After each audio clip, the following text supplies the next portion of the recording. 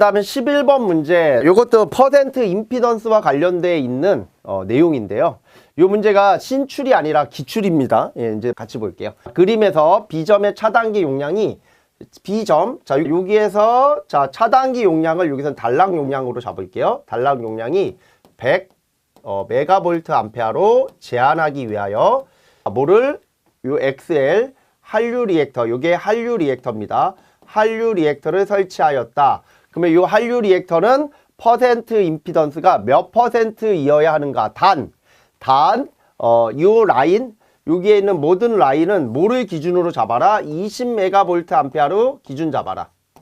그러면 자, 이런 20메가볼트 암페어로 기준 잡으라고 하는 기준 용량이 나왔으면 그 기준 용량을 보면 자, 요거 공색에 지어 볼게요. 그러면 요거 20메가, 요거 20메가죠? 그러면 여기 20메가고 얘 20메가, 얘 20메가일 때 2하고 3는 30%니까 얘는 환산할 필요가 없고요. 얘는 자, 10메가볼트 암페어일 때 15%니까 요 부분만 뭐를 해주면 된다? 환산해주면 된다. 그래서 제가 환산할 때는 별도의 식으로 환산하지 말고 비례식을 만들라라고 했잖아요. 그래서 그거 내용은 조금 이따 얘기를 드리고 우선은 자, 단락 용량을 100으로 만들기 위한 한류 리액터의 퍼센트 임피던스를 어떻게 구할 것인가 하는 큰 맥락을 먼저 잡으셔야 됩니다. 그러면 그때의 맥락은 이렇게 잡는 거죠. 먼저 단락 용량 PS는 자, 퍼센트 원래는 임피던스인데 여기서는 리액턴스로 다 환산했기 때문에 퍼센트 리액턴스 분의 여기가 100이 되고요. 이게 이제 기준 용량이 PN이 되겠죠. 그러면 저희가 요 용량이 지금 얼마가 된다 그랬어요? 100이 된다라고 얘기했죠. 요 전체 용량을 100으로 잡았고요. 이때 기준 용량을 얼마로? 20으로 잡았죠. 그러면 결국에는 요거하고 요 부분하고 요 부분하고 요 부분은 지워지니까 퍼센트 리액턴스, 전체 퍼센트 리액턴스가 얼마가 되면 돼요? 20%가 되면 되죠. 그러면 얘가 이 전체가 자, 요 회로 전체가 20%가 되기 위한 XL 값을 구하라라는 거죠. 이해가 됩니까? 그러면 요 발전기 측을 다 환산을 해서 구해야 되는데 자, 첫 번째 발전기부터 볼게요. 첫 번째. 자, 얘는 어떻게 잡을 거냐면 이렇게 되어 있습니다. 10메가볼트 암페어일 때가 15%예요. 근데 우리는 기준 용량을 얼마로 잡습니까? 20으로 잡죠. 20메가볼트 암페어일 때는 얼마가 되겠느냐? 이러한 비례식을 쓰라 그랬잖아요, 제가. 그래서 이 비례식은 내항과 외항으로. 이게 일정한 식을 외워서 하지 마십시오. 시험장 가면 그게 위아래가 뒤바뀌어서 틀리는 경우가 많아서 비례식으로 적으라고 분명히 얘기를 드립니다. 그러면 요 x는 자, 요거 곱하니까 10분의 15 곱하기 20이 됩니다. 그래서 요거를 구해 주시면 요게 30이 되나요? 요거 지워지니까 요게 30 이렇게 나오겠네요. 그죠? 이렇게 30이 나오고 요게 뭐가 돼요? 요게 G1이죠? 요게 G1이 되는 거고요. 그 다음에 자, G2와 G3는 서로 같죠? 얼마로 같습니까? 30으로 같잖아요. 그래서 얘는 30으로 같습니다. 그러면 자, 결국에 여기도 30이죠? 여기도 지금 환산하면 요거를 20으로 환산을 하면 얘가 얼마가 된다? 30이 되고 여기도 30이고 여기도 30이고 30이 몇 개예요? 30이 3개네. 30이 3개면 자, 하나의 저항을 우리는 뭐로? 개수로 나눠준다. 그러면 몇이 나와요? 토탈 10이 나오죠? 그러면 이렇게 나와야 되는 겁니다. 자, 결국에는 이렇게 나와야 되는 거죠. 자, 전체 퍼센트 리액턴스는 요 발전기 측, 그래서 요 발전기 측 퍼센트 리액턴스와 플러스 어디? 우리 요 한류 리액터 측 퍼센트 임피던스에 합이 되어야 된다. 요 합을 아까 얼마로 잡았냐면 얘를 20으로 잡았죠. 어디에서? 여기에서 20으로 잡았잖아요. 그리고 자, 요 값들이 자, 얘가 아까 얼마가 됐습니까? 색깔을 좀 바꿀까요? 자, 요 값이 아까 여기가 30, 30이면 토탈 10이 된다라고 했고요. 플러스 퍼센트 리액턴스, 이게 한류 리액턴스의 값이 되고요. 그 다음에 여기가 20이 되니까 따라서 한류 리액턴스의 퍼센트 임피던스 값은 얼마로? 10으로 환산하면 되겠죠. 그쵸? 그래서 요 퍼센트 임피던스가 얼마다? 10 10%가 되면 얼마로 단락 용량을 100으로 제한할 수 있다라는 거죠. 100메가볼트암페어로. 그래서 그 내용이 지금 이렇게 제가 정리를 했지만 방금 제가 했었던 내용하고 다 일치가 되죠. 앞에 있었던 내용과 지금 이렇게 풀어드렸던 이 내용이 뒤에 이 답안에 이렇게 되어 있습니다. 혹시라도 지금 영상을 보고 계시는 분들 중에 나는 이런 자료를 PDF로 받아보고 싶다 하시는 분들은 제가 영상 밑에 링크를 걸어 놓습니다. 하나는 제가 개인적으로 운영하는 단톡방, 카카오톡 단톡방이 있고요. 그거는 그냥 들어오시면 되고요. 거기 제가 초대할 수 있는 그 비밀번호 하나 넣어놨으니까 그것도 한번 보시면 되고, 그 다음에 그 밑에는 저희가 이러한 강의를 하면 이러한 이 강의 말고도 제가 여러 가지 강의 촬영을 하거든요. 하면 그거에 대한 자료를 다운받으실 수 있어야 공부를 하실 거 아닙니까? 그 자료는 어디에? 저희 그 카페에 있습니다. 거기 가셔가지고서 네이버 카페 가셔가지고 가입하시고 다운받으시면 되기 때문에 별로 좀 이런 내용들을 화면상으로 보는 거랑 또 지면상으로 보는 게 또 다를 수 있거든요. 그래서 화면상으로 보시기 좀 어려우신 분들은 파일이 있으니까 그 파일을 다운받으셔서 출력하거나 아니면 본인 태블릿에다 넣어서 보시면 조금 더 보시기 편합니다. 자, 넘어가고요. 자, 그 다음에 12번. 조명 문제인데 되게 쉬운 조명 문제가 또 나왔어요. 12번. 평균 조도 500럭스 전반 조명을 시설한 40 제곱미터의 방이 있다. 이 방에 조명기구 한 대당 광속 500루멘, 조명률 50%, 유지율 80%인 등기구를 설치하려고 한다. 이때 조명기구 한 대의 소비 전력이 70W라면 이 방에서 24시간 연속 점등한 경우 하루의 소비 전력량은 얼마가 되겠느냐라는 거죠. 자, 여기에서 이제 포인트는 우리 조명 계산인데 소비 전력량이 나왔습니다. 그러면 이 문제는 우선 언제 나왔냐면 2011년도 2회차 기사 문제, 2012년도 1회차 기사 문제로 나왔고요. 5점짜리 문제입니다. 항상 이런 문제들은 우선 조명이 나오면 제가 조명 나올 때는 항상 번데기 적어달라고 그랬죠. 번데기를 먼저 적어 놓을게요. 번데기. 자, 요 A를 다른 책에서는 S라고 적기도 합니다. 저는 A를 그냥 면적의 개념으로 A로 적고 다른 데는 S, 표면적이라는 개념으로 S로 적습니다. 이건 좀 의미가 없는 내용이라서 저는 그냥 번대라고 외우기 위해서 그냥 A로 적었어요. 자, 그러면 소비 전력량이니까 전력량은 우리가 W거든요. W는 PT가 됩니다. 그러면 요 P가 여기 보시면 소비 전력량이 70이잖아요. 그러면 얘는 몇 개? 한 대. 조명기구 한 대. 즉 조명기구에 한 등이 들어가 있으면 한 등에 실제 소비 전력이 70이야. 그러면 뭐를 구해야 돼요?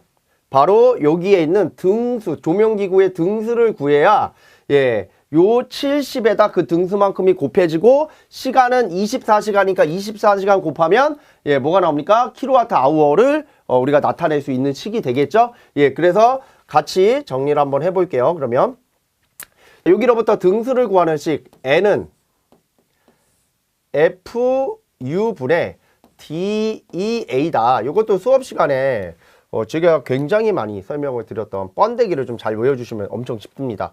그래서 요 F가 뭡니까? 광속, 죄송합니다. F가 광속, D가 조명률. F가 광속이니까 광속은 500.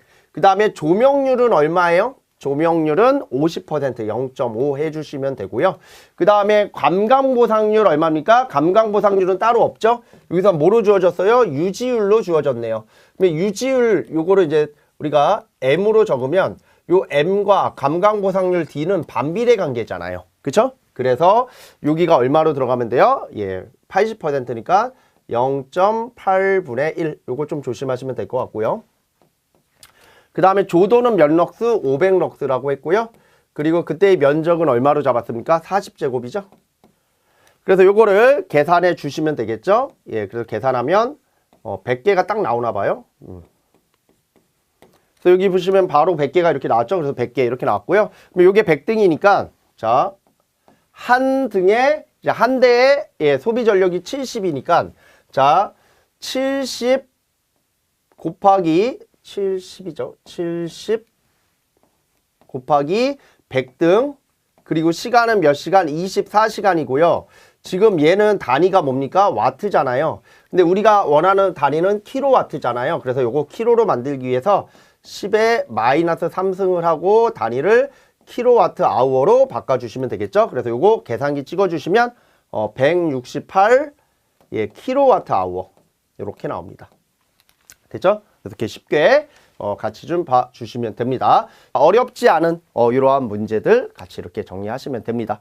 엄청 쉽게 나왔던 문제라고 보시면 되죠. 그래서 이런 문제도 충분히 기출문제를 풀어보시거나 아니면 제가 나눠드렸던 프린트물 안에 이거 다 들어가 있거든요. 풀어보셨던 분들은 요거 그냥 이렇게 쉽게 풀면 되는구나 이렇게 보실 수 있는 문제입니다. 넘어갈게요.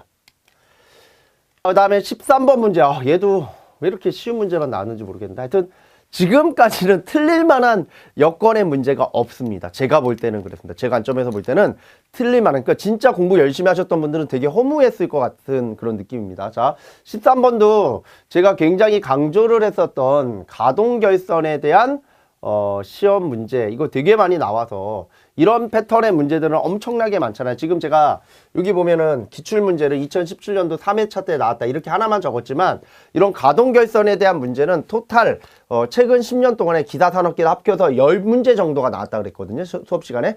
그러다 보니까 이런 문제는 나오면 그냥 맞출 수 있으셔야 됩니다. 그래서 읽어보겠습니다. 평형 3상회로에 변류비가 100대 5A인 변류기 두 대를 그림과 같이 접속하였다. 자, 이 그림처럼 접속된 걸 우리는 가동 결선이라 하죠. 이때 전류계, 자, 전류계의 전류가 요겁니다. 전류계로 가는 요 전류가 IA죠. 요 전류가 얼마다? 4A였다. 그때 1차 전류를 구하라. 그럼 1차 전류라는 건 여기로 가는 요 전류가 1차 전류가 되겠죠. 요 전류 1차 전류. 예, 그러면 우리가 이때 무슨 결선에서는 가동 결선에서는 전류계 전류와 가동일 때는 이거 좀 외워달라고 하죠. 가동 결선일 때 전류계 전류와 2차 부하 전류가 서로 같다 그랬습니다. 그래서 요 2차 부하 전류는 1차 부하 전류의 바로 CTB 분의 1이 된다라고 표현을 합니다. 그러면 우리가 구하고자 하는 거는 1차 전류, 1차 부하 전류니까 당연히 전류계 전류에 뭐를 곱하면 돼요? CTB를 곱하면 답이 나오겠죠. 그래서 그 식이 바로 요 식이 되는 거죠. 요거 전류계 전류가 얼마입니까? 4A하고 CTB가 100대 5니까 위에서 아래로 100대 5를 적어주시면 요게 답이 되겠죠. 그래서 요게 80 암페어가 되죠. 이렇게 간단히 구해주시면 되고, 자, 번외로 차동 결선이 있죠.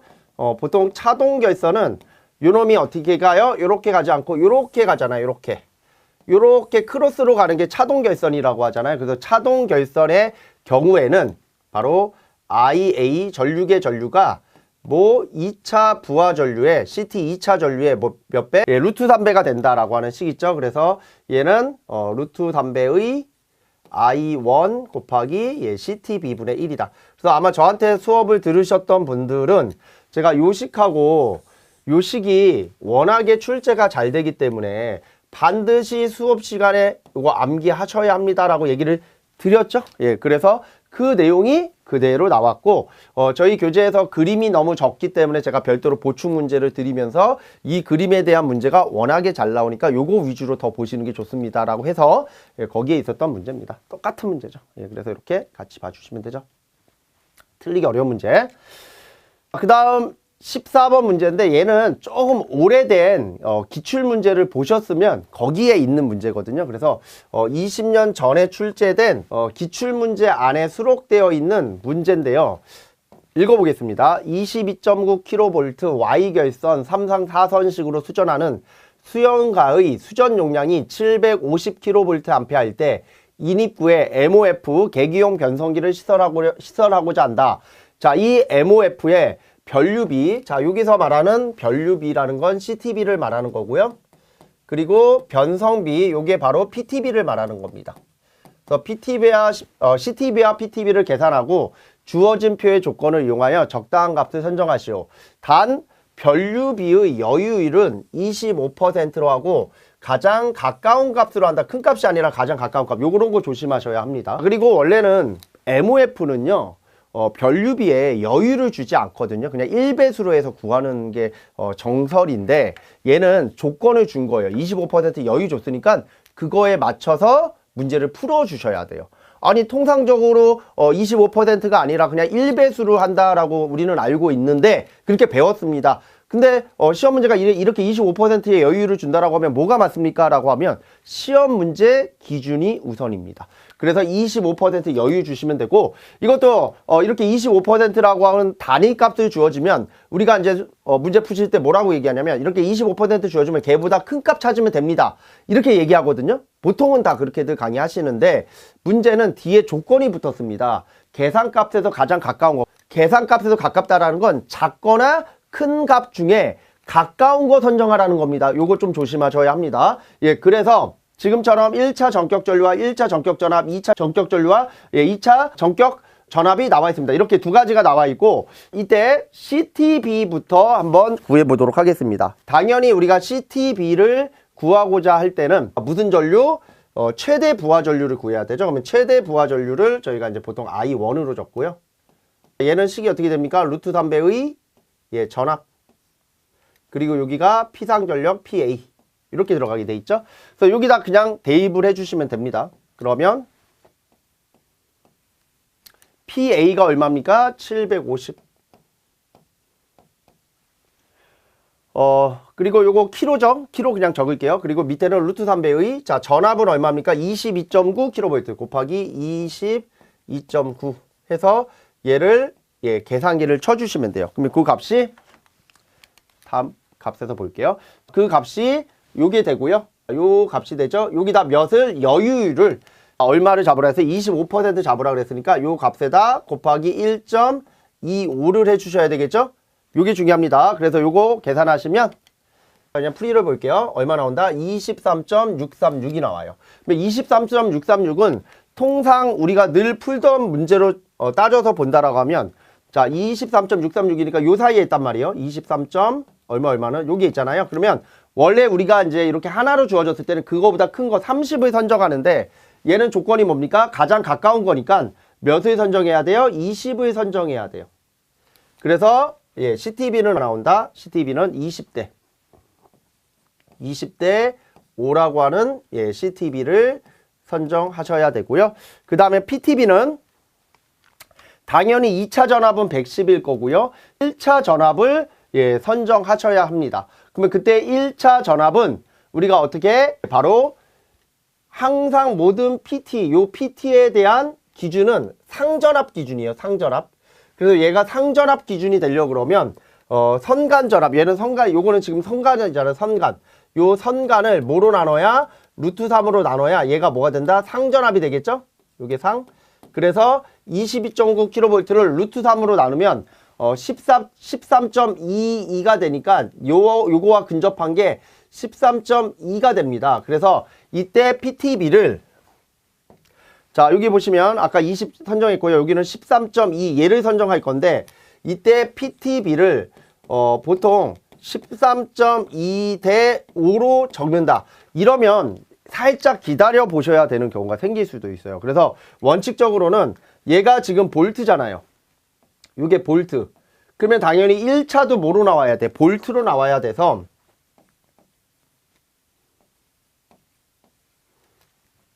13,200대 이거 5가 아니죠? 죄송합니다. 110이 돼야 되죠, 여기는. 저는 110. 그래서 여기가 110. 요렇게 적어야 돼요. 그래서 내가 만약에 이렇게 적었다 하시는 분들은 문제 특성상 맞게는 해줄 가능성이 큰데 원칙적으로는 요렇게 적어야 되니 저는 요렇게 적어 주십시오라고 얘기를 드리는 거죠. 그래서 답이 13,200대 110 이렇게 적는 게 맞습니다. 왜냐면 이게 B가 되려고 그러면 여기하고 여기가 뭐가 같아야 돼요? 단위가 같아야 되잖아요. 그죠? 얘도 여기하고 여기가 단위가 같아야 돼요. B가 되려고 그러면. 그래서 여기가 볼트면 여기도 볼트로 나와야 PTB가 맞는 거고 여기가 암페어면 여기도 암페어가 나와야 이게 CTB가 맞는 거라서 답은 얘가 맞게 되는 거고요. 설령 내가 13.2로 적었다라고 하면 이건 좀 기다려 보셔야 될 것 같습니다. 근데 문제 특성상 맞게 해줄 가능성이 좀 높아요. 그래서 우리가 항상 시험을 보시면 어떻게 생각을 하냐면 채점하시는 분이 굉장히 보수적이어서 다 틀리게끔 할 것 같은데 실질적으로는 융통성이 조금 있어요. 그래서 조건이 이렇게 주어지면 그 조건대로 했으면 맞게 해줄 가능성이 큰데 조금 이번 시험이 제가 쉬웠다 그랬잖아요. 그래서 합격자 수에 따라서 좀 그런 부분들의 등락이 좀 좌우될 가능성도 없지 않아 있습니다. 그래서 100% 제가 맞게 해준다 이렇게 얘기 드리긴 좀 어렵지만 그래도 기다려 보시면 맞게 해주지 않겠냐 이렇게 좀 얘기를 드리고 넘어갈게요. 15번 문제입니다. 이것도 엄청 쉬운 문제죠. 읽어보겠습니다. 50Hz로 사용하던 전력용 컴패리터를 같은 전압에 60Hz 사용하는 경우 흐르는 전류는 몇 퍼센트 증가 또는 감소되는지를 계산하시오. 이거는 최근 2022년도 1회차 때 나왔던 거의 같은 문제. 예, 그래서 얘 4점짜리 문제로 나왔고요. 자, 우리가 충전 전류 IC는 바로 한상의 전류를 우리가 충전 전류는 제가 무슨 기준이라고 해서 한상 기준이라고 했잖아요. 이거 되게 강조 많이 했었는데 한상에 대한 전류를 뭐로 XC로 한상에 대한 전압을 XC로 나누면 이게 한상에 대한 충전 전류가 나옵니다. 그럼 이게 요 부분이 오메가 C분의 1이 되니까 요 전체는 오메가 C2가 되고요. 그죠? 예, 그러면 요거를 가지고 2파이 F 그리고 C2가 된다. 이렇게 적을 수 있거든요. 그러면 이때 요 주파수하고 요 전류, 흐르는 전류의 관계는 무슨 관계? 비례 관계가 나온다. 그래서 따라서 충전 전류와 뭐는 주파수는 비례 관계가 된다. 그럼 비례식을 이렇게 세우면 되겠죠? 자, 50Hz일 때 IC라고 하는 충전 전류가 흐르면 60Hz가 됐을 때 요 IC 다시는 얼마가 되겠느냐. 그래서 우리가 구하고자 하는 답은 요 IC 다시가 되겠죠. 그래서 요 IC 다시를 구하면 얘는 50분의 60이 되니까 자 1.2배의 뭐가 된다? IC가 돼요. 그래서 만약에 문제에서 이거는 제가 기존 문제를 그냥 갖다 붙여놓은 거기 때문에 만약에 문제에서 몇 배가 되느냐 그러면 1.2배 지금처럼 몇 퍼센트가 증가되느냐라고 하면 20% 증가된다. 이렇게 답을 적어주시면 됩니다. 그래서 이거는 복원된 문제다 보니까 1.2배다 20%다. 어차피 똑같은 답이 되기 때문에 이렇게 저는 복원을 했다라고 봐주시면 되고요. 다음 문제 볼게요. 이것도 틀리기 어렵죠. 예, 틀리기가 어려워요. 맞추기가 어려운 게 아니라. 자, 16번 문제도 이것도 역률 개선에 대한 문제가 아주 스탠다드한 형태가 나와서 볼게요. 자, 16번 수용가가 당초 역률이 80%로 75kW 부하를 사용하고 있었는데 새로운 지상 60% 55kW의 부하를 추가하여 사용하게 되었다. 이때 콘덴서의 합성 역률은 95%로 계산하는데 얼마만큼에 대한 용량이 필요하는가 라고 되어 있죠. 우리 콘덴서의 용량을 나타내는 식을 먼저 기억을 하실 필요 있죠. 그래서 이거를 먼저 기억을 하셔야 됩니다. 요 식. 그래서 콘덴서 용량을 나타내는 요 식을 구해 주시면 되는데 문제는 요 식을 구하기 위해서 우리가 여기 탄젠트 세타 2에서 탄젠트 세타 2에서 자, 뭐가 나와야 됩니까? 바로 개선 후 역률이 나와야 되는데 요 개선 후 역률을 어떻게 잡았냐면 요 역률을 95%. 이건 주어져 있네요.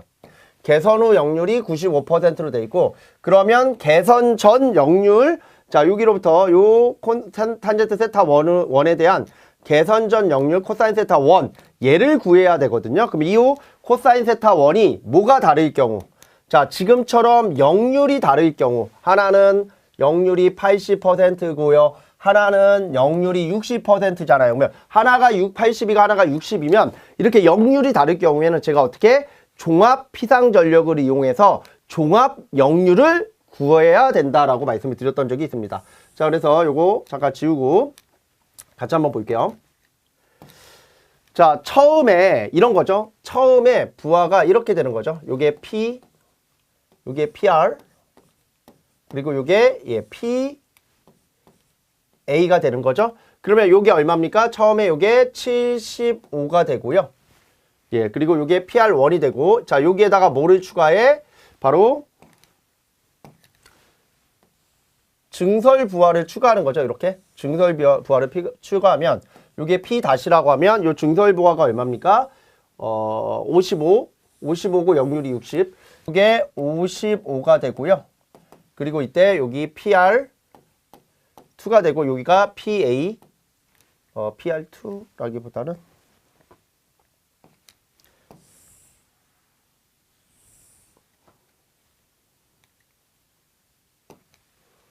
PR 다시라고 하고 PA 다시 이렇게 할게요. 그러면 제가 아까 얘기했듯이 얘네 둘을 합치는 거예요. 합칠 때 항상 중요한 건 유효분은 유효분끼리, 무효분은 무효분끼리 합쳐야 되거든요. 그래서 여기 보면은 요게 유효분이잖아요. 유효분은 유효분끼리 합을 하고요. 자, 무효분은 무효분끼리 합을 해서 뭐를 구하는 거예요? 종합 피상전력을 구하셔야 돼요. 그러면 요 종합 피상전력을 구하면 뭐가 나옵니까? 종합 역률이 나오겠죠. 그래서 요거를 같이 한번 구해 보겠습니다. 그러면 우선 요 둘에 대한 종합 유효전력은 P는 당연히 75 플러스 55가 되겠죠? 됐죠? 예, 그래서 얘는 얼마가 나와요? 130이 나와요.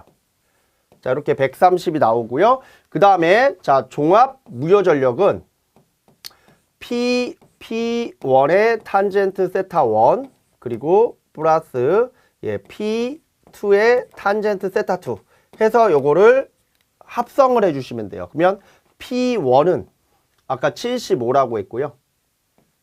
자, 그때 역률은 얼마입니까? 80%니까 우리 탄젠트 세타는 코사인과 사인의 비잖아요. 그래서 코사인 세타가 0.8이 되고요. 자, 얘가 0.8이면 얘는 0.6이 되죠. 뭐 이런 것들도 또 간혹 모르는 분도 계실 수 있으니까 뭐 옆에다 적어 드릴게요. 탄젠트 세타는 바로 코사인 세타분의 사인 세타가 됩니다. 아주 간단한 삼각함수죠. 자, 그래서 예, 이렇게 되고 플러스 얘는 55가 되고요. 자, 이때 역률은 아까 얼마로 잡았냐면 잠깐 볼까요? 예, 60%. 여기 보면 60% 있죠? 예, 60%니까 여기가 0.6이고 여기가 0.8입니다. 그래서 요거 계산하시면 그 값이 얼마가 나온다? 129.583 정도가 나온대요. 그러면 지금처럼 자, 두 가지를 구했잖아요. 뭐하고 뭐? 예, 바로 종합 무효전력과 종합 유효전력을 구했죠? 그러면 얘를 두 개를 가지고서 종합 역률을 구할 수 있어요. 그러면 자, 여기 보면은 자, 종합 역률을 구할 수 있죠. 그러면 여기 종합 역률은 결국에 종합 피상전력. 자, 여기 종합 피상전력이잖아요. 그러면 종합 피상전력은 이렇게 유효전력하고 무효전력의 실효값 정리로 구하면 되고 유효전력은 아까 우리 130 들어가면 되죠. 그래서 종합 역률 요거를 구하면 돼요. 그럼 얘가 바로 뭡니까? 개선전 코사인 세타 1이 돼요. 그러면 항상 제가 강의하면서 되게 중요하게 생각하는 것 중 하나가 뭐냐면 역률을 우리가 적을 때는요. 소수점 몇째짜리까지 적어라? 5째짜리까지. 그래서 요거 조심하셔야 돼요. 소수점 5째짜리까지니까 여기 보시면 여기가 소수점이죠. 하나, 둘, 셋, 넷, 5개. 그래서 여기까지 적어주시고 이걸 대입을 하셔야 정밀한 답이 나와요. 아마도 저랑 다른 뭐 강의하시는 분하고 답이 좀 다를 수 있는 이유는 이게 소수점 5째짜리까지 들어갔냐 아니면 소수점 3째짜리 들어갔냐 이걸 따라 답이 확연히 바뀌어요. 그래서 항상 역률만큼은 소수점 5째짜리까지 무조건 가지고 다니셔야 돼요. 그래야 답이 아주 정밀하게 나옵니다. 그래서 요거 개선 전 여기가 개선 전에 대한 탄젠트 세타 1이고 여기가 개선 후에 대한 탄젠트 세타 2니까 그걸 계산기로 찍으면 86.854 그래서 86.85 킬로볼트 암페어 요게 답이 되는 겁니다. 굉장히 쉽게 이렇게 답이 나온다라는 거 같이 봐주시면 되고요. 다음 내용 볼게요. 17번 문제랑 18번 문제 두 개는 시퀀스인데요. 이번에 나왔던 시퀀스도 되게 쉬운 시퀀스가 나와서 너무 점수를 내기 좋은 그런 상황이었다라고 말씀드립니다. 같이 볼게요. 그림과 같은 유접점 시퀀스 회로를 무접점 논리 회로로 변경하셔. 여기서 말하는 무접점이라는 게 뭡니까? 무접점이라는 게 로직을 말하는 거죠. 로직을 이용하는 건데 그 로직이 not 로직을 1개 그리고 우아 로직을 2개 그리고 and 로직을 1개를 사용해서 나타내라. 그래서 이 문제는 2022년도 2회차 때 나왔던 시퀀스 문제랑 거의 유사한 문제다라고 나왔습니다. 거기서는 이게 B접점으로 나왔죠. 이번엔 A접점으로 나왔고. 자, 그러면 이거 잠깐 볼게요. 자, 이 부분이 지금 A접점 1이죠. 그리고 얘는 B접점 A 접점, MC죠. 이건 자기유 접점이겠네요. 그러면 이 둘이 무슨 연결입니까? 합의 영역이죠. 합의 영역. 그러면 이거 OR라고 하죠.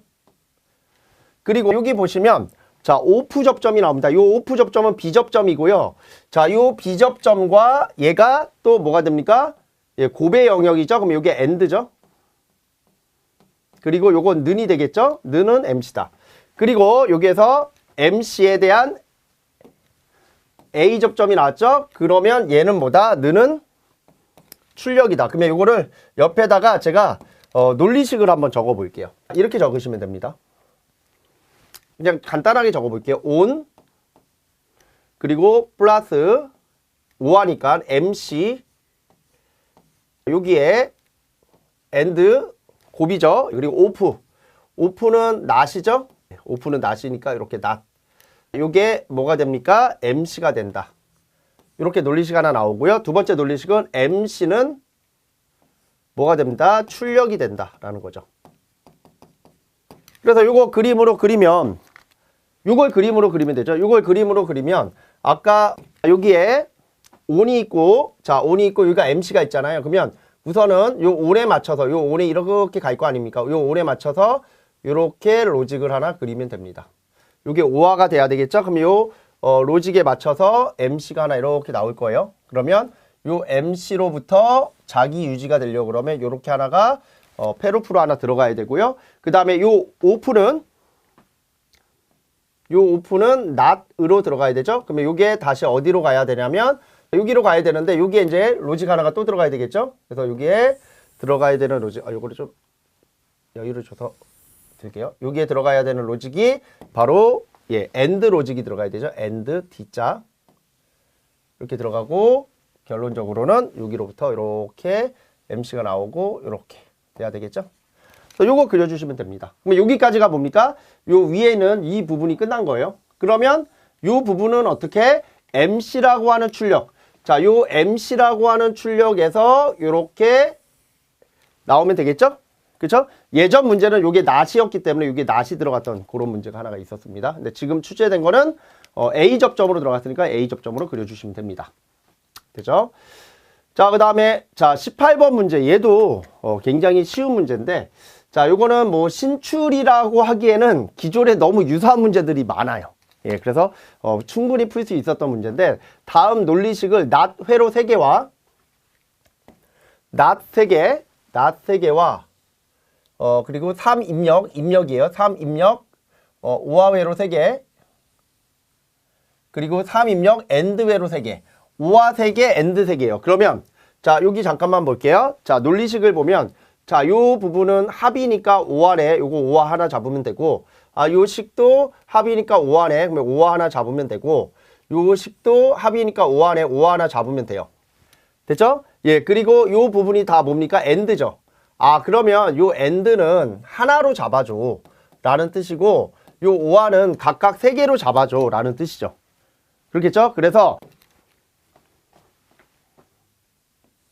이렇게 5화 그리고 여기도 5화 그리고 여기도 5화 이렇게 3개가 뭐로? AND 여기가 AND가 나오겠죠? 이렇게 AND로 해서 출력이 나온다 이런 뜻입니다. 그러면 자 얘가 하나 이렇게 들어가고 얘가 이렇게 들어가고 얘가 이렇게 들어가면 되겠죠? 됐죠? 예, 그리면 이제 이렇게 기준이 잡히면 우선 A, B, C 요 가로 안에 있는 걸 먼저 그려볼게요. 요 첫 번째 거, 요 가로 안에 첫 번째 건 보라색으로 갑니다. 이렇게 가고 자 B는 그대로 가야 되니까 요 상태에서 B로 이렇게 갑니다. 그리고 C도 그 상태에서 그대로 이렇게 갈게요. 그러면 이게 첫 번째 게 끝났습니다. 자, 그 다음에 두 번째 거는 파란색으로 갈게요. 자, 두 번째 거는 A의 바. 그러면 A의 바면 자 여기서 하나가 떨어져서 not이 이렇게 가야죠. not이 이렇게 하나 가고요. 그쵸? 예, not이 이렇게 가고 요 not은 동그라미 이쁘게 할게요. 이렇게 해서 이렇게 하나 가고 그 다음에 자 B가 또 not으로 가야 되죠. 지금 요거 끝났고요. 요거 하는 겁니다. B가 not. 그럼 여기에서 따져서 B가 not으로 이렇게 해서 가야 되겠죠.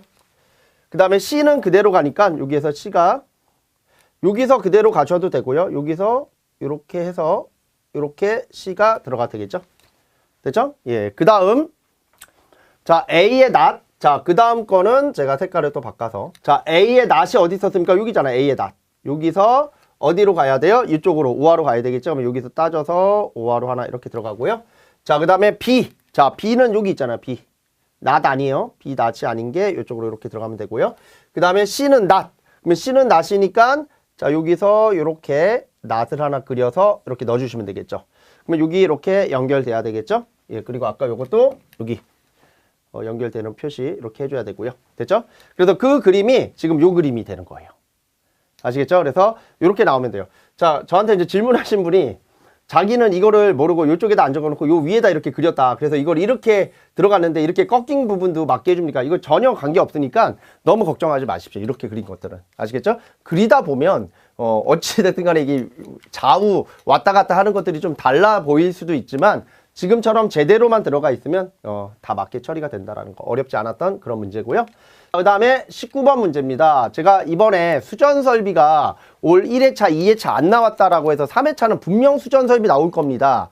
그랬는데 예, 수전 설비에 대한 문제가 나오기는 했죠. 그리고 제가 제일 좋아하는 그림 그려놓는 거. 예, 그림 그려놓는 거는 제가 수업 시간에 별도로 해드렸는데 그게 또 이렇게 나와서 고배점 문제로 우리를 도와주게 되는 그런 상황이 됐죠. 아주 물 들어왔죠, 이번엔. 예, 그래서 고배점입니다. 10점짜리면. 자, 그림 같은 수전 설비 개통도의 미완성 도면을 보고 다음 물음에 답하시오. 개통도를 완성하시오라고 되어 있습니다.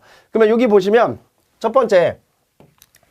자, 요것도 이제 2019년도에 나왔던 문제입니다. 여기 DS라고 하고 피레기가 되어 있잖아요. 그러면 여기가 L1, L2, L3잖아요. 그러면 L1, L2, L3는 그거에 맞춰서 여기가 L1, L2, L3에 맞춰서 그냥 이렇게 그려주시는 게 제일 깔끔해요. 순서를 바꿔도 상관은 없는데 웬만하면 순서를 그냥 맞춰서 그려주셔야 보시는 분이 보기가 편합니다. 채점하시는 분이 보기가 편해요. 이렇게 가고요. 그 다음에 여기 보면은 뚱뚱하게 그려졌네요. 자, 여기 보시면 PT하고 여기가 CT가 있죠. 그러면 여기 보면 전압계가 있고 전류계가 있잖아요. 그러면 PT는 전압계, CT는 전류계. 그러면 여기에 VS가 있고 당연히 여기가 AS가 있겠죠. 그래서 요 PT가 어디로 가면 돼요? 여기로 하나 이렇게 가면 되고요. 그리고 요거 그냥 순서대로 그려주시면 돼요. 이렇게 가면 되고요. 그리고 요것도 이렇게 순서대로 가면 돼요. 여기까지. 됐죠? 그리고 항상 어디 요 접지가 되어 있는 부분 있죠? 요 접지가 되어 있는 부분은 연장을 해서 이쪽에 같이 이렇게 연결을 해주시면 됩니다. 그래서 가운데 있는 우리 중간에 있는 선을 뭐 하게 되어 있습니까? 접지하게 되어 있죠. PT는. 그 다음에 CT는 얘도 이렇게 가서 이렇게 하나 가면 되고요. 그 다음에 얘도 요거 제가 아마 빠뜨린 것 같아요. 그림 그릴 때 요 가운데로 이렇게 가야 돼요. 그리고 요것도 이렇게 가서 이렇게 가면 되고요. 자, 얘도 접지가 돼야 되죠. 어디? 여기에 접지가 되면 돼요. 이렇게 접지하셔도 되고요. 제가 답안에는 어떻게 접지를 해놨냐면 여기에서 이렇게 갔잖아요. 이렇게 해서 이렇게 접지를 했는데 이렇게 가져도 상관은 없어요. 근데 저는 이게 더 이뻐요. 항상. 그리고 여기 보면은 뭐가 있습니까? 램프, 파일럿 램프가 있는데 이 파일럿 램프는 이렇게 연결돼야 되겠죠. 자, PT로부터 한 선이 따져서 하나가 이렇게 들어가야 이 파일럿 램프의 플러스하고 마이너스 극성에 대한 전원이 연결이 되겠죠. 이렇게 생각을 하시면 되고요. 그 다음에 이 밑에 동영용 변압기가 있습니다. 동영용 변압기에 결선이 델타 결선이에요. 그러면 제가 이거 델타 결선 또는 델타 Y 결선도 수업 시간에 엄청 중요하니까 그림 꼭 그리십시오. 그리고 이 그림을 그리는 문제가 나왔는데 이걸 시험장에서 못 그리고 왔다. 이거 평생에 한 번 걸리는 건데 못 그리고 왔다. 그러면 이거 되게 후회가 많이 남습니다. 그래서 앞으로 걸릴 가능성 거의 희박하니까 그림 그리는 거는 나오면 무조건 맞춰주셔야 됩니다. 그래서 그림 그릴 때 제일 조심하셔야 되는 게 접지. 이 접지 표시 엄청 중요하니까 꼭 기억을 하시면 되는데 다행히 얘는 접지에 대한 힌트가 들어가 있고 얘네들은 다 접지를 따로 잡아줬기 때문에 별도로 접지를 생각할 필요는 없지만 여기서 자 요게 L1, 여기가 L1을 자 우리 델타를 그릴 때 항상 여기가 L1이죠. L1이 이렇게 올라가서 요 L1하고 연결되고요. 여기가 L2가 이렇게 올라가서 여기랑 연결하면 되고요. 여기가 L3가 이렇게 올라가서 여기랑 연결되면 돼요. 됐죠? 델타는 요게 옆으로 가서 요 선이 옆으로 가서 얘랑 연결하면 되고요. 요 선이 옆으로 가서 얘랑 연결되면 되고 그리고 요 선이 이렇게 옆으로 가서 얘랑 연결되면 되죠? 예, 끝! 그 다음에 얘도 자 여기로부터 여기가 L1, 여기가 L2, L3 그러면 얘가 L1, 요게 L2 그리고 요게 L3 이렇게 연결하면 되고요. 자 당연히 얘도 옆으로 가서 얘랑 연결되면 되고요. 얘도 옆으로 가서 얘랑 연결되면 되고요. 얘도 쭉 옆으로 가서 요거랑 연결되면 끝났죠. 되죠? 그러면 이게 델타고 아까 접지는 얘가 알아서 이렇게 해줬기 때문에 별도로 접지를 고려하실 필요는 없고 여기에서만 접지 조금 조심하시면 되겠죠? 그래서 요거에 대한 답안이 지금 이렇게 그려진다라고 저희가 색깔로 이렇게 이쁘게 해놨죠. 그래서 아까도 얘기했지만 이런 내용들 별도로 자료로 받고 싶은 분들은 저희 개인용 카페로 오셔가지고서 다운받으시면 요 그대로 컬러 그대로 다운받으실 수가 있습니다. 다음 내용 볼게요. 2번 문제입니다. 통전 중에 있는 변류기 2차 측 기기를 교체하고자 할 때 가장 먼저 취해야 할 조치사항과 이유를 설명하시죠. 이것도 수업 시간에 엄청 많이 했죠. 우리 CT 2차 측은 자 이거잖아요. CT라는 게 이거잖아요. 제가 이렇게 그림을 그리면 이게 CT잖아요. 이렇게 도넛 모양으로 돼 있고 요 가운데 요 선이 제가 이런 얘기 했잖아요. 요 가운데 들어가는 요 선이 한 가닥 선이 들어간다. 이렇게 한 가닥 전력선이 들어간다. 자, 이 전력선이 한 가닥이 들어가고 이 전력선으로부터 전류가 이렇게 흐르면 이 전류로부터 뭐가 나온다? 자속이 나오고 이 자속이 어디를 여기를 이렇게 회전할 때 여기다 코일을 이렇게 둔다라고 했죠. 그래서 요걸 CT 2차 코일이라 하고요. 얘를 이 전력선을 CT 1차 코일이라고 하는데 CT 1차 코일은 일반적으로 일권선을 잡습니다. 그러면 우리가 이 PTB든 CTB든 변압기의 원리에 의해서 알파 건수비는 자 V 적고 첨자는 2분의 1 I 적고 얘는 첨자가 1분의 2가 돼서 얘를 에너지 보전 법칙이라고 해서 V1과 I1은 V2와 I2에 대한 곱이다. 이렇게 제가 수업 시간에 얘기를 했잖아요. 그래서 CT의 경우에는 1차 코일이 일권선이다. 통상. 그래서 자 2차 측 전류가 낮아지려고 해요. 지금. 그러면 1차 측 전류는 큰데 이 1차 측 큰 전류를 낮은 전류로 바꾸려고 해요. 그러면 요놈이 는이 되려고 그러면 1차 측 전압은 당연히 2차 측 전압보다 작은 전압이 될 것이고 그러면 2차 측 전압은 고전압이 유도가 되겠죠. 고전압이 6이 되겠죠. 고전압 6이. 뭐 유도 똑같습니다. 유도기 전력이 발생이 되겠죠. 그래서 이 부분을 뭐 하게 되면 요렇게 개방한 상태에서 얘가 통전하게 되면 요 2차 측에 걸리는 요 전압 V2에 고전압이 유기가 돼서 요 2차 측 코일이 뭐가 된다? 소손될 우려가 있다. 소손될 수 있다. 그래서 여기에 이제 뭐가 있다? CTT라는 게 있다 그랬죠. 저희가 수업 시간에 CTT가 있다. CT 터미널이 있는데 요 CT 터미널에서 이렇게 CT 터미널 있죠? 여기에서 뭐를 한다? 이렇게 단락을 시켜야 된다. 그래서 2차 측을 단락을 시켜야 2차 측 V2의 전압을 뭐로? 0으로 만들 수 있기 때문이다. 그래서 자 2차 측을 뭐 한다? 단락시킨다. 그 이유가 바로 뭐다? 2차 측 코일을 절연을 보호하기 위해서. 그래서 1차 측의 통전 중 2차 측을 개방하면 2차 측 단자에는 고전압이 유기되어 변압기의 절연을 파괴할 수 있다. 즉 변류기의 절연을 파괴할 수 있다. CT의 2차 측 코일의 절연을 파괴할 수 있다. 이렇게 이해를 해주시면 되겠죠. 자, 이런 내용들은 제가 수업 시간에도 꽤 설득력 있게 이렇게 좀 쉽게 말씀을 드렸던 내용이라 아마도 틀리기 어려웠던 저는 감히 이렇게 생각을 합니다. 이번 시험은 저희 수강생분들 중에서는 만점자도 충분히 나올 수 있었던 그런 시험이다라고 예측이 됩니다. 제가 말씀드렸던 게 너무 드라마틱하게 다 나왔습니다. 아주 제가 나눠드렸던 자료에서도 거의 대부분 다 나왔고요. 그래서 좀 쉽게 좀 합격을 하시지 않았을까라는 생각을 가감히 한번 해보고 싶습니다. 그래서 여기까지가 저희 시험에 관련되어 있는 내용이고요.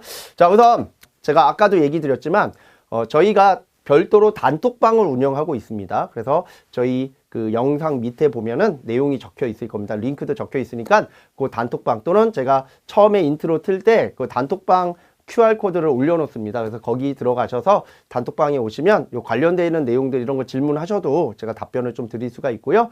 예, 그리고 이러한 내용들에 대한 자료실이 또 따로 있어요. 네이버 카페에 가시면 정민쌤 전기교실이라고 치시면 또는 링크 따라서 오시면 저희가 자료실이 있으니까 그 자료실에서 저희 관련되어 있는 이런 영상들에 대한 자료는 제가 거기다 다 올려놓거든요. 그래서 무료로 다운받을 수 있으니까 다운받으셔서 공부하시는데 좀 도움이 될 수 있도록 이렇게 좀 얘기 드립니다. 영상은 이거 말고도 제가 고배점 문제라고 해서 좀 어렵다라고 하는 문제들에 대한 영상들도 촬영을 해서 올려놓은 것들이 있고 또 올려놓을 부분들도 있기 때문에 이 영상은 제가 순차적으로 계속 또 다른 내용들 뭐 괜찮은 내용들이 있으면 발췌해가지고 제가 올려드리고 할 겁니다. 온라인 그런 업체들처럼 비용을 받고 하는 것들은 어쩔 수 없이 제한적이긴 하지만 이렇게 무료로 저희가 제공해 드리는 것들은 조금 다양한 각도의 내용들을 좀 말씀드릴 수 있다라는 거. 대신 뭐 온라인 업체랑 계약이 된 상태에서 내용을 완벽하게 다 전달해 드릴 수는 없는 부분들도 없잖아 있습니다. 뭐 책 한 권을 다 올려드릴 수는 없잖아요. 대신에 그 중에서 제가 수업에 관련되거나 아니면 이번 시험에 관련되어 있는 것들을 발췌해서 이렇게 올려드리는 부분들이 있으니까 저희 채널 구독과 좋아요 반드시 해주시고요. 관련되어 있는 영상들 질문 같은 거 있으면 단톡방을 이용해서 말씀해 주시면 제가 성심성의껏 답변 드리도록 하겠습니다. 우리 3회차 2025년도 4회차 기출문제에 대한 우리 보건특강은 여기까지 해서 마치도록 하겠습니다.